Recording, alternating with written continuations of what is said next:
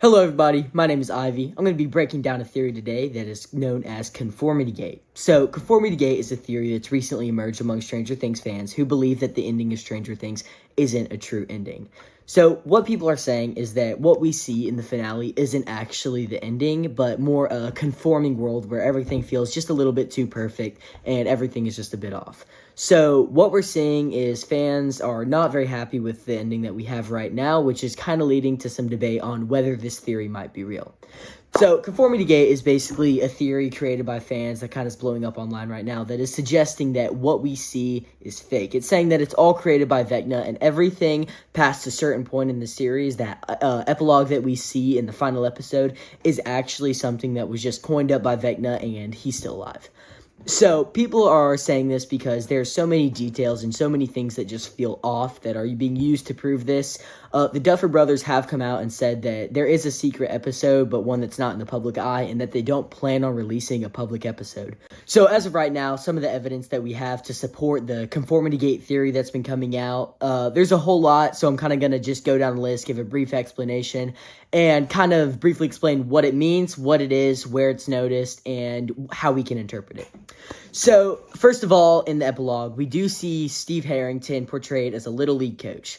So, from what we know about Steve Harrington, we know that he is very good with kids, as he's demonstrated throughout the whole series, working with a group of kids that are younger than him.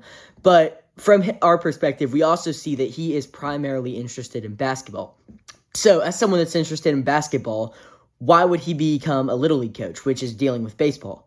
So what some people are saying right now is that this comes from Vecna's knowledge of Steve. And what we are saying, since it's Vecna's projection, is that Vecna sees Steve as a baseball player. Because in Vecna's experience with Steve and his fights with the Demogorgons, because it's all hive mind and it's all connected, what he has portrayed Steve as is this baseball player. Because Steve's primary weapon throughout the series is constantly a baseball bat. It's what he has pretty much in every fight season. Every fight of the season, it's what he uses throughout. So people are saying that because of Vecna's perception to him is that's what Vecna is portraying it as in this happy ending that is just too good to be true. Another piece of evidence that has been brought up by a bunch of fans is during Will's coming out scene, what we actually hear him say is that he likes going down and getting milkshakes with them at Melvald's. So going back, Melvald's is the general store that Joyce used to work at earlier on in the show. And we can see that from this, Joyce worked at the store, and the store did not sell milkshakes. So the store is a general store. They have general appliances and stuff like that. But what they are not is a diner. However, in the play before Stranger Things, which is kind of set in between it or before, which explains the suitcase and some of that stuff that we see in the final season within the cave, we see that Melvald's was at one point actually a diner. So when Henry during this time would have been portraying Melvald's as this diner. So this diner that's being viewed is from Henry's eyes. So he's still portraying it as what he remembers it as, which is that diner. So basically it's saying that what we're seeing isn't true because this is Vecna's perception. So what people are also noticing is that within the app of Netflix, whenever you go in and put in the search fake ending, the show Stranger Things does come up. So this is kind of just a little even furthermore, here's a little bit more proof that we're noticing that we might be getting a fake ending or receiving a real ending of what actually happened tomorrow. People are believing it's going to come out tomorrow because of a few details of video posted earlier today with Mr. Clark in his classroom. In the background, there is a clock. Now, a thing with Easter eggs is that always look at the clock. So this clock is showing 1:07 as the time, and 1:07, January 7th, which in some cultures is when Christmas is. So the Duffer Brothers earlier did come out and say that it is going to be a dark Christmas for some, and seeing as that tomorrow is a Christmas that is celebrated by some but not all, as well as that clock showing 1:07 is just another common factor that people are utilizing to say that this is why we're going to get this episode tomorrow. Also, throughout the series, we see a bunch of sevenths, and in the final scene, you see a dice that is rolled seventh with the Stranger Things D&D campaign box. So also within the D&D scene, what we see is books near the end of it with all the characters' names. Elle is upside down, suggesting that she is still in the upside down, which is something we'll get into later in the video. But the thing that you need to notice about the scene is there is a certain book on the shelf. Now, let's talk about that book. So the book that we see on the shelves is The Empty Copper Sea, written by John D. MacDonald. It's a novel that is about a detective who is investigating a fake death, which fans are seeing as Elle's death, as a reference to that being fake. And it's kind of just further driving this point that, yeah, that's fake. This isn't what we're actually seeing. This is all an illusion, because it's about a fake ending and it's about something. And just having that added as the one book that we can actually see and make out is something that are just even further going to be that. Also on TikTok, this could be false, don't quote me on this, but people are saying that if you type in "I believe," a dice rolls across the screen, which is a common theme in Stranger Things, that dice from the D&D campaigns that the boys are constantly seen playing with. We see it roll in 11, which 11, obviously Elle, we noticed that. So fans are also saying that Elle's death might be faked. Elle's death could be faked because it lacks two of the crucial things that we see as being characteristics of Elle. Whenever Elle uses her powers, her nose starts bleeding. It's a common thing. You see that with all of the kids that have these superhuman abilities. And she also has a tattoo on her wrist.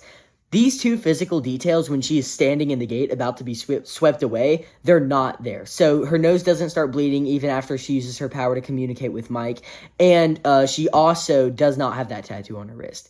So this is kind of where I'm split on. I could go either way. This could be evidence. This could just be poor writing. But I don't think it's poor writing. I really don't want to. I might just be in that last stage of denial. But I feel like Henry, Victor, Creel, whatever you want to call him, I feel like people would have figured out, or he would have figured out, that he should have had that tattoo, even if it is just a memory. But that's just something that we're going to find out tomorrow. Now, there are just a few smaller details that we do notice within the show that could be used to support this. So, Holly, on the little, merry-go-round pushy thing that she sees, when she is trying to escape with Max, she goes, "Something is off, this is a different color than it's supposed to be," and she breaks through. That could be showing, that is something that Vecna remembers incorrectly from his experience with seeing that, which is just proof that if he's creating something and there's flaws, then it could be just from him misremembering. If you look back, there's a flashback to the high school of Hawkins. At the graduation, the gowns are the wrong color, and at the graduation, we also do see that there is a giant blank yellow sign. Why the giant blank yellow sign is there, that's up to speculation among fans. Kind of split opinions on that. Some people think it was just an error. Some people believe that it's just another odd detail. And a lot of the people, specifically the Wheeler family, like Ted Wheeler and all them, they have a haircut that is very similar to one that would have been seen at a high school at the time when Henry would have been in high school. So that's kind of just more driving the point that Henry is portraying this graduation and this whole world as something that he would have remembered. One more little detail that people have also been noticing is the electric dial on the tower that was speculated to be the death of somebody in the episode Shock Jock. That dial is actually red when it is black throughout the series. So in that final episode, when they're turning it on, it is red. That is just another theory that Vecna's misremembering things and he is portraying something that is incorrect. Now, to wrap this up, conformity gate. To conform is to go with something that you necessarily don't agree with. What conformity gate theory is, it's essentially the idea that these characters who have been rebelling the entire time, they've been going against the norms, why are they all of a sudden settling into these easy lives despite everything they know that have happened?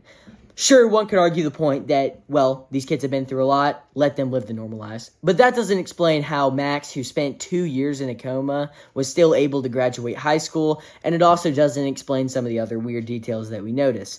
Why are these characters conforming? Is it just writing? Will the Duffer Brothers surprise us all? I guess we were going to find that out tomorrow. I'm personally swinging to the side that we will be getting a surprise episode. I don't know if it's going to be 100% tomorrow, but I am confident that we will be getting at least something, at least a little bit of behind the scenes, and maybe some more explanation from the Duffer Brothers on these choices.